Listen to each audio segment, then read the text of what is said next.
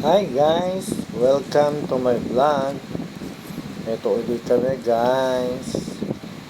Itong content kong ito guys ay tungkol sa aming Christmas tree. Ayan ang aming ginawang Christmas tree. Ang project ng Knights of Columbus from 13852. Magsisindi kami ng ilaw mamaya. Pero po kasi kaming project ngayon. Ito po yung project namin, yung Giant Christmas tree. Ayan. Papailawin namin siya ng bonggang-bongga guys. Kaya, ayan mga kasamahan ko sa Knights of Columbus. Dito kami sa may patio ng simbahan. Pampaliwanagin namin mamaya yan.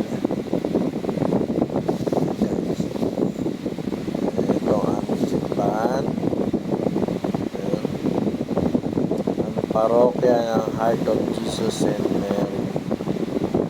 And guys, aming bilhin ay magpapasko na guys, kaya kami gumawa ng bilhin ang simbolo ng Pasko.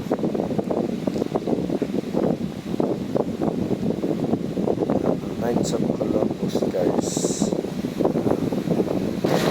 Ayan guys, hinihintay lang namin ng magsimula. Ito yung mga batang kakanta sa amin. Ayan guys. Naayos lang namin. Ayan sila guys. Hinihintay lang namin. Maya ay magsisimula na kami guys. Anak, Espiritu Santo. Amen. Mahal naming Amang Diyos, sa sanlibutan at kaliwanagan, nagkakatipon kami sa ngalan ni Jesus na aming Panginoon. Ang inyong buktong na anak, liwanag sa daigdig, aming buhay at kaligtasan upang silbihan ng ilaw ng parol na sa gisag ng talang nakita sa silangan upang ipahayag ang pagsilang ng aming manunutos. Nawa ang parol na ito, ang aming ilawan, ay magiging tala sa aming buhay. Ngayon, panahon ng Adviento, upang tunay namin pagandaan ang pagdating ng aming tagapagligtas. Ang lahat ng ito, Ama, ay aming dinadalangin sa ngalan ni Yesu Cristo ng aming Panginoon ngayon at magpasawalang hanggan. Amen. Manalangin tayo. Ama, sa pagsindi namin ng ilaw ng parol, tulungan mo kami maalala sa Kristo, ang tanging ilaw at liwanag ng aming buhay. Tulungan mo kami mapalapit ang kanyang ilaw sa aming puso, tungo sa ikatahan ng pananampalataya, at papagalamin ang aming pag-ibig sa Kanya, at sa aming kapwa, sa pangalan ni Yesu Cristo, kasama ng Espiritu Santo, magpasawalang hanggan. Ang mabuting balita ng Panginoon ayon kay San Mateo. Magpuri sa iyo, Panginoon. Noong panahon iyon, lihim na tinatawag ni Herodes ang mga pantas at tinanong kung kailan lumitaw ang tala. At pinalakad niya sila patungong Bethlehem.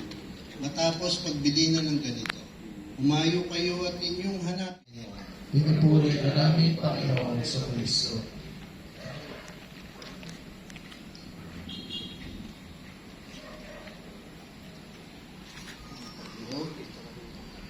Ang tugon at sa ng aming ilawan, kung mahal, ang lawan ng aming kadiliman. Buksan ang aming ilawan, oo mahal ang lawan ng aming kadiliman. Tumanglaw nawa sa aming mga puso ang kanyang liwanag sa ilawang parol. Buksan ang aming ilawan, oo mahal ang lawan ng aming kadiliman. Alingin mong liwanag ang tumataha sa landas ng iyong anak. Buksan ang aming ilawan, oo mahal ang lawan ng aming kadiliman. Pagkaloob mo sa amin ang kapayapaan, liwanag at kaligayahan. Siya ang tunay na liwanag na tanglaw ng aming daraanan. Buksan ang aming ilawan, oo mahal. Ilaw na di nakakawin, isin mo sa amin ang ulap ng pangamba at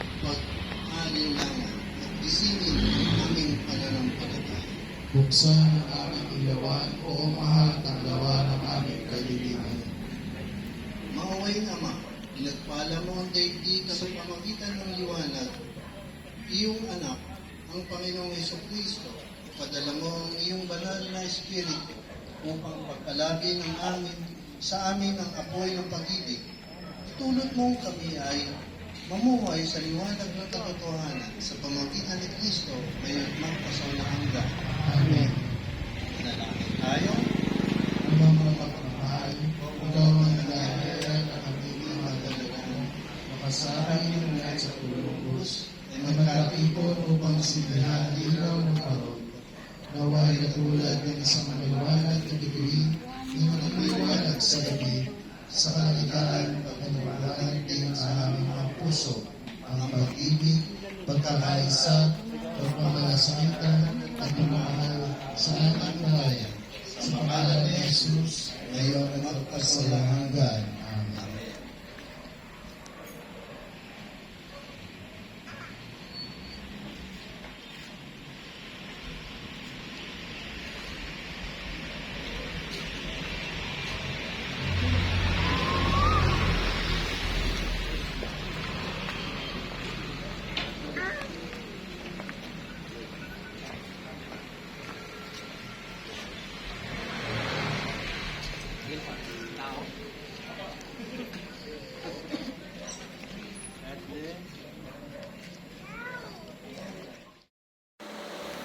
Ayan guys, maliwanag na guys.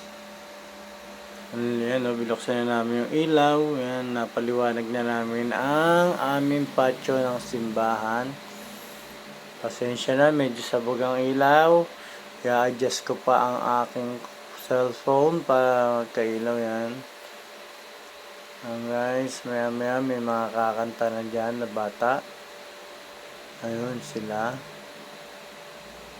Guys, napakaliwanag guys, napakaliwanag ng aming napakaliwanag. Tuloy pa rin ang Pasko. Kahit anong mangyari, Ayun na. Doon na.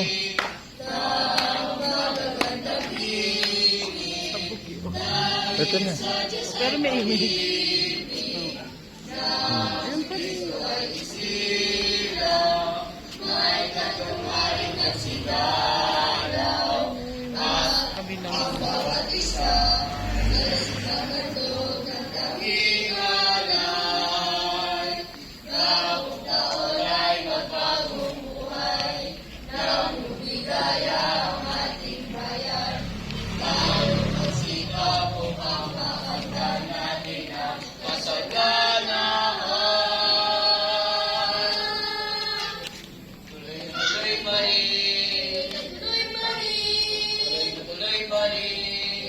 tuloy pa rin. Tuloy na tuloy pa rin.